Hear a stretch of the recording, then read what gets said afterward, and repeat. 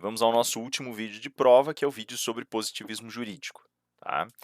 Eu vou fazer aqui um resumo bem rápido, eu não vou me deter muito, evidentemente, eu vou cortar algumas partes aqui do que eu já comentei com você, que a gente levou 2 semanas aí trabalhando isso presencialmente, então eu vou deixar aqui só um resuminho das coisas que são mais importantes agora para avaliação de vocês, tá? Bom, o positivismo jurídico, a gente sabe, ele é definido por conta de uma construção que envolve uma certa resistência a processos que a gente chama de processos justnaturalistas, né, em linhas gerais. Não só a eles, é claro, porque a gente também tem outras questões ali que fazem o estudo e a dissecação da ciência do direito, mas que vão olhar por métodos que não são métodos jurídicos. Tá? Então a gente vai olhar por um arco externo, vai olhar de fora. É, na verdade, a gente tem como um dos primeiros grandes movimentos, então, uma tentativa bastante sólida de purificação metodológica do direito, né, que foi uma coisa que a gente comentou e que aparece no próprio título da obra do Kelsen, né? Quando ele fala em uma teoria pura do direito, é isso que ele quer fazer, é esse o lugar que ele quer alcançar. Ele quer, na realidade, uma teoria que seja purificada, que seja limpa de influências científicas e metodológicas externas, né? Eu brinquei com alguns de vocês quando eu comecei a falar de Hart agora, que o Kelsen tem um encerramento metodológico e, em determinado limite, um encerramento epistemológico da obra dele também, né?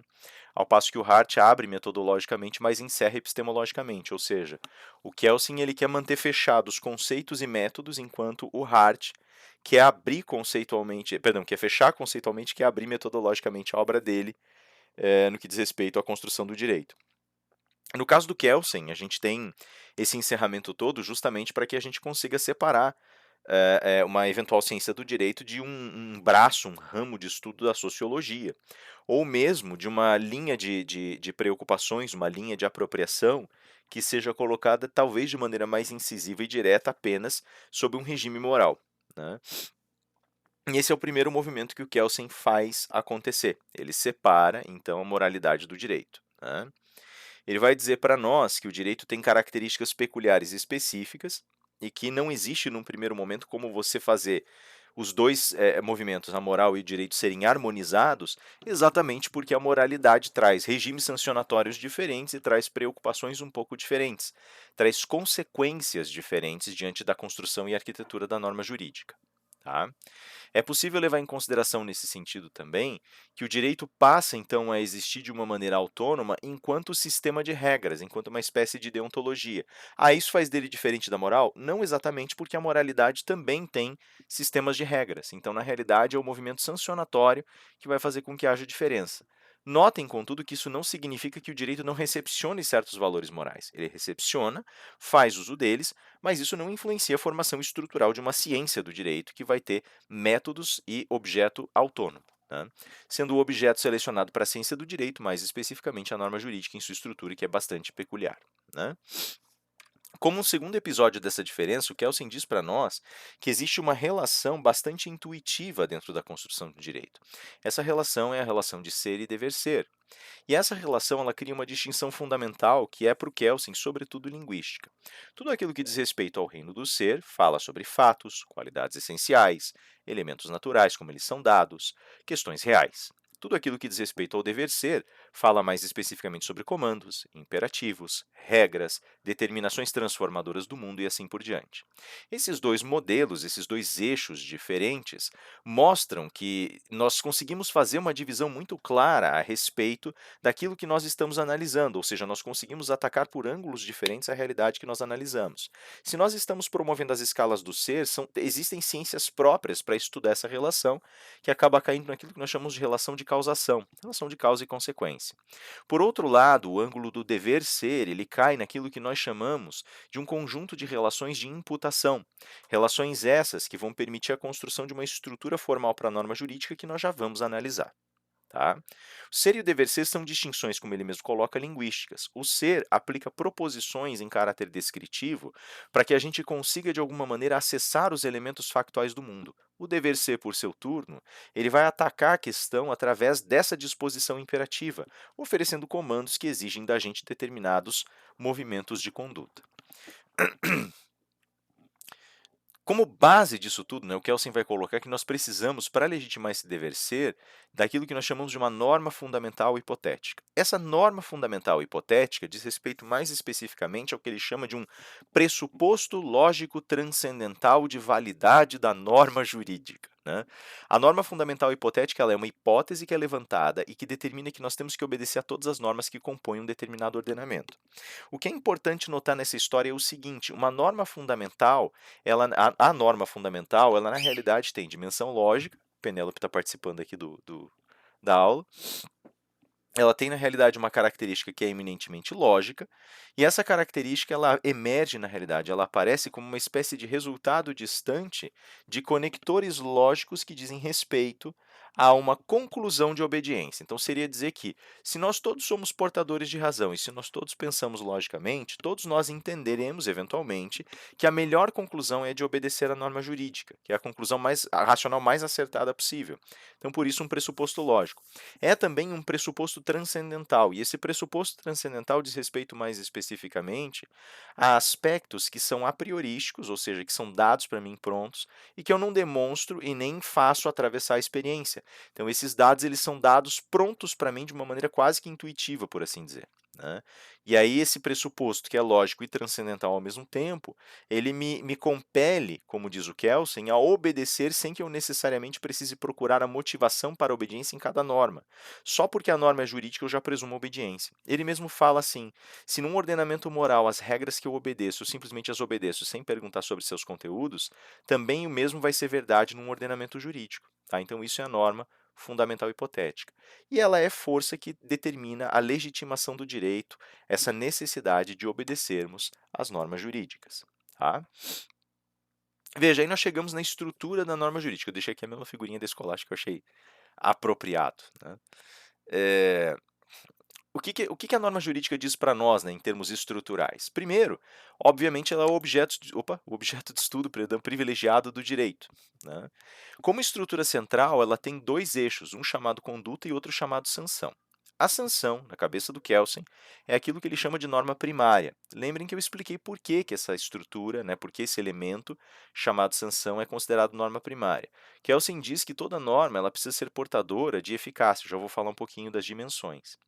E a eficácia é dada apenas quando a gente descobre a cogência da norma. A cogência vai aparecer como coerção enquanto o uso da força sancionado pelo sistema para determinar o cumprimento de uma norma jurídica. Querendo dizer, então, que essa norma jurídica deve ser obedecida porque existe uma resposta no caso de desobediência. Tá? Como o direito precisa dessa cogência para ganhar eficácia, ou seja, para ter o potencial para gerar efeitos, a sanção passa a ser o elemento mais gravitacionalmente mais importante e mais tangencial às relações materiais. Do lado dele, tem o desenho daquilo que eu desejo ver incentivado ou proibido, que é a conduta. A conduta ele chama de norma secundária. E a relação entre conduta e sanção é uma relação fictícia. É uma relação em que eu conecto os dois elementos que estão postos lado a lado e determino que, se uma conduta acontecer, eu aplico uma determinada sanção. Tá? Não existe relação natural como a gente vê no justnaturalismo, só existe uma relação fictícia, que é criada racionalmente e é estimulada pela própria prática. Tá? Então, essa estrutura da norma estabelecida como conduta e sanção, ela vai determinar para mim tudo aquilo que eu preciso saber para estabelecer mais especificamente a diferença entre os graus ou dimensões comportamentais do ser humano. Tá? O direito tem essa estrutura. Tecnicamente, toda a regra vai ter essa noção de conduta e sanção. Até normas morais, regras morais ou, eventualmente, regras de caráter social. Só que existem diferenças. Uma regra moral, por exemplo, ela só tem como sanção a minha própria consciência, o julgamento no tribunal da minha própria consciência. Então não vai existir como que uma sanção jurídica que me permite prender alguém, né, por conta de uma imoralidade, a não ser que ela seja considerada também ilicitude. A sanção social já é um pouco mais complicada, ela pode ir desde ostracismo até sanções de caráter imaterial. O Kelsen divide as sanções sociais em dois tipos, sanções transcendentes, desculpe, e sanções imanentes. As transcendentes são as sanções que envolvem, por exemplo, a punição religiosa, a punição pelo destino, por forças sobrenaturais e assim por diante, que entram nos rituais e tradições de algumas sociedades. As sanções imanentes dizem respeito a como a própria sociedade orquestra castigo para as pessoas que quebram suas regras. Então, ostracizar alguém que agiu de uma forma equivocada, errada, isolar uma pessoa, expulsar, né? Enfim, né, todas essas sanções, essas formas de sanção são sanções sociais. Notem que só o direito vai ter sanção aplicada a partir de movimentos coercitivos, ou seja, uso ilícito de força, e vai encontrar sua eficácia nesse sentido orquestrada dentro da própria instrução normativa, né? O restante é sempre muito incerto, ou a gente pode inclusive ver passar por impunidade. Às vezes a pessoa faz alguma coisa que é imoral, não acontece nada com ela, mas ela está se torturando por dentro, você fala, passou impune, né? Então tem essa diferença nesses três estágios, e esse é um dos pontos importantes que o Kelsen frisa, para mostrar que existem leituras da filosofia moral, leituras da sociologia e leituras do direito sobre uma mesma força gravitacional, às vezes, que é o comportamento humano. Tá?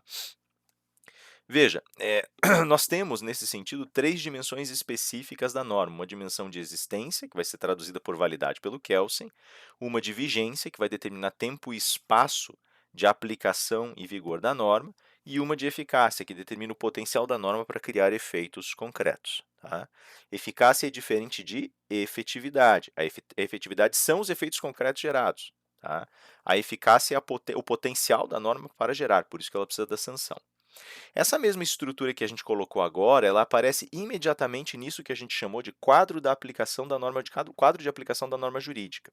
O quadro de aplicação da norma jurídica é importante para nós porque ele estabelece exatamente como nós obedecemos normas, como nós tomamos decisões quando um julgamento é feito em cima de questões ilícitas, como nós estabelecemos as sanções que vão ser aplicadas diante do cumprimento ou descumprimento de uma norma, né, porque tem sanções positivas que podem estimular o cumprimento, né? E aqui tá, esse quadro ele explica de uma maneira mais clara como tudo isso acontece. Veja, toda norma que eu coloco no meu sistema tentando prever é, é, determinadas condutas é chamada de norma em sentido abstrato. Tá? Então, uma norma que, por exemplo, diz que um contrato de trabalho deve ser feito sempre a título oneroso, a pessoa vai lá e trabalha, lá é empregada, ela trabalha, ela tem certos direitos, inclusive o direito de perceber salário, né? Ela é uma norma em sentido abstrato que antevê as relações que vão acontecer. Tá? Essa norma em sentido abstrato ela vai dar certas características que vão estabelecer exatamente que tipo de sanções, que tipo de consequências podem ser aplicadas naquela situação determinada. O que significa isso? Quando eu falo mais especificamente sobre o efeito dessa norma, eu estou falando mais especificamente também sobre uma coleção de características que eu vou ter que procurar nos eventos que eu estou analisando. Então, a norma em sentido abstrato, no âmbito da sua conduta, vai me dar propriedades. Tá? E essas propriedades, uma vez descobertas nos fatos, vão fazer com que os fatos sejam colocados na moldura da conduta, gerando assim a sanção que é somada, certo? Então, basicamente, esse movimento, que eu chamo de subsunção, significa encaixar o fato na conduta da norma, ok? O que acontece daí para frente? A partir do momento que houve esse encaixe, as consequências são geradas. Suponha, por exemplo, que eu tenha de fato um contrato de trabalho e o empregador não pagou o salário. Tá? Se ele não pagou o salário, o empregado pode exigir judicialmente que ele pague, né, com multa, né, tem toda uma questão que vocês vão ver lá em direito do trabalho, vocês vão endereçar lá. Né? Mas bateu ali a questão, olha, é um contrato de trabalho, tem que perceber salário, não percebeu, a sanção para a empresa é pagar o salário com multas, com encargos a mais. Né? E aí a pessoa passa a ter o direito de exigir. Já que encaixou no fato, a norma se junta com esse fato, o fato fica abrigado na conduta normativa e passa-se agora ao cenário da sanção. Ok? A sanção ela vai ser incorporada aqui para a empresa que emprega essa pessoa, para a empresa X que empregou pessoa Y, pagando Z para essa pessoa. Então, uma norma que dizia, olha, qualquer empresa que contrate qualquer pessoa tem que pagar o salário acertado, e se não pagar tem multa sobre o salário, etc, etc, etc. Agora vira empresa X, que não pagou o Y, vai ter que pagar Z. Isso a gente chama de norma em sentido concreto. Veja que a norma em sentido abstrato é geral e logicamente abstrata. A norma em sentido concreto é particular e bastante específica, sempre atuando entre partes pertencentes a um determinado julgamento, por exemplo, tá? Ou a partes que são participantes de uma determinada situação. A norma em sentido concreto vai ser encontrada sempre no centro de uma decisão, ok? Então, ela vai ser encontrada, evidentemente, quando eu concretizo os cursos da minha obediência, ela vai ser encontrada dentro do ambiente de decisão, ela vai ser encontrada quando a sentença é construída, beleza? Isso é o quadro geral de aplicação da norma. Tem um segundo jeito de ver esse quadro geral de aplicação, que é o seguinte: quando a gente, dentro do quadro de aplicação da norma, começa a perceber que existe um silogismo, né? Esse silogismo vai ter sempre uma premissa menor, uma premissa maior e uma conclusão. A premissa menor é sempre a norma em sentido abstrato, tá? Então, a premissa menor, ela basicamente fala para nós o seguinte, dando um exemplo aqui: se contratou, precisa pagar, né? Se não pagar, né, havendo contrato, há pagamento. Não havendo pagamento, há multa, certo? Se não pagar, há multa, né? Então, eu pego aqui, ó, o fato: há um contrato, não houve pagamento, certo? Então, há multa. Conclusão, norma em sentido concreto. Fulano de tal que não pagou, paga a multa. Percebem? Isso, na realidade, é o que o Kelsen chama de um silogismo jurídico. Ele é igualzinho em tudo a um silogismo comum, só que o silogismo jurídico não faz apenas afirmações de ser, como o silogismo comum faz.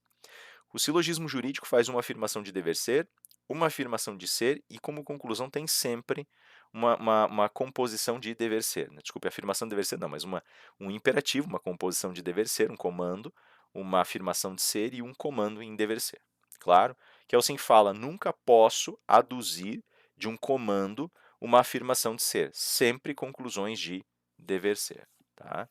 Veja, claro que nós temos muito mais para discutir do Kelsen, aqui eu estou fazendo só um apanhado geral desses movimentos. Mais para frente eu vou deixar tentar deixar aqui uma série de vídeos mais completa sobre os autores que a gente está estudando, uma coisa que eu estou querendo fazer faz tempinho já. E aí eu vou começar pelo Kelsen, para a gente poder estudar aí as teorias contemporâneas. Tá? Mas por hora, para o que vocês precisam para agora, esse vídeo ele já é suficiente, então eu vou tentar mantê-lo aqui mais curtinho também para vocês terem tempo de visualizar. Beleza, galera? É isso aí. Qualquer coisa, por favor, me procure. Ainda temos um tempinho para tirar dúvidas e fico à disposição. Eu agradeço a atenção de vocês, desejo sucesso aí nas provas, Deus abençoe vocês e até mais.